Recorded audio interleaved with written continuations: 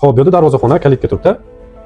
Men misol uchun shu joyda yaxshi ko'raman, mana bu darvozamizni to'g'riga kalitga qo'yishdi. Chunki bu yerdan mansablarni ham o'ylashimiz kerak, to'g'rimi? Kirganingizda mana bu yerda zeleniy zona qilsangiz, ikkinchi tomonda ham o'sha zeleniy zona qilsangiz, albatta hovliga sanuzelletniy kuxnyalar ham bor. Buni to'g'risi bo'lsa, chiroyliroq bo'ladi. Agar neoklassikalar bo'lsa shunaqa. Simmetriyani ushlab qolishga harakat qiladi. Xo'p, kirdik. Tambura mana bu joy. Bu yaxshi narsa. Issiq, sovuqni ushlab turish uchun yaxshi. Hozirgi ayniqsa havoda birdaniga sovuq kirib ketmaydi yoki birdaniga issiq kirib ketmaydi shunaqa. Chap qo'lda mehmonxonami? Yashang, o'ng qo'lda oshxona. Bu yerda nima edi? Bitta xona. Tushunyapsiz? Ha, yashang. O'zi mana avtokatga tushirganda xatoni tushundingiz. Boshqacharoq tushdi-da avtokatda, men ko'rdim hozir. Xo'p. Men yomon ko'radigan narsalardan bittasi mana bu. Mehmonxonaga e'tibor berasizlar har doim. Men real obyektlarimda ham ko'rsanglar, mehmonxonani olib qochishga harakat qilaman. Bitta yaxshi eksperiment qilaman-da. Ana harakat ketma-ketligi bo'ladi-yu uyga kirganingizdan keyin. O'sha narsani bir tasavvur qilib ko'ring o'zingizda ham. Siz qayerda yashaysiz, qayerga borasiz kirgandan keyin. Shu narsani bir ketma-ketligini ko'raylikchi. Deylik, mashinada keldingizmi yoki peshkomi?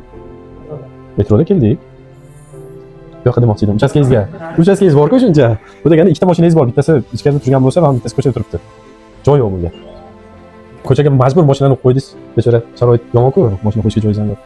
Kirib keldingizda qayerga borasiz? Birinchi qaysi xonaga borasiz? Ishdan keldingiz. Qaysi sizni xonangiz?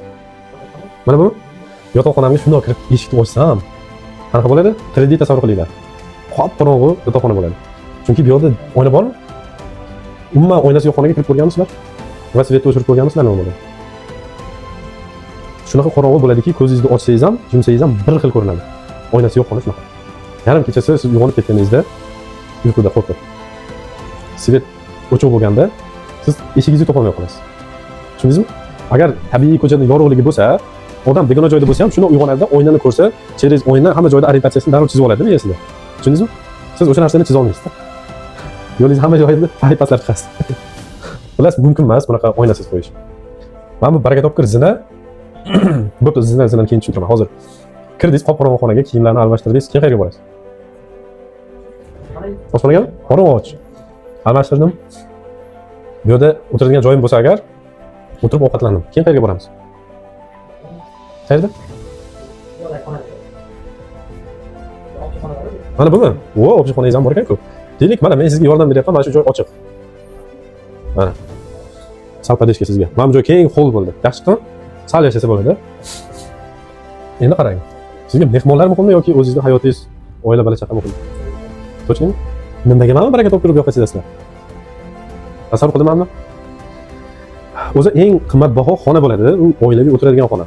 Ya'ni siz ovqatlanib bo'lganingizdan keyin yoki ba'zilar o'sha ovqatlanadigan xonani o'sha yerga joylashtiradi. Ham o'tirib ham ovqatlanish ham mumkin, akkuratlik qilib. Yoki ba'zida mana shu hol deymiz, yo umumiy xona deymiz. O'sha joyda mягкий zonasi ham bo'ladi, televizor ko'rib o'tiradigan yoki stol zonasi ham bo'ladi. Bu yerda ovqatlanasiz, bu yerda misol uchun o'tirishingiz mumkin.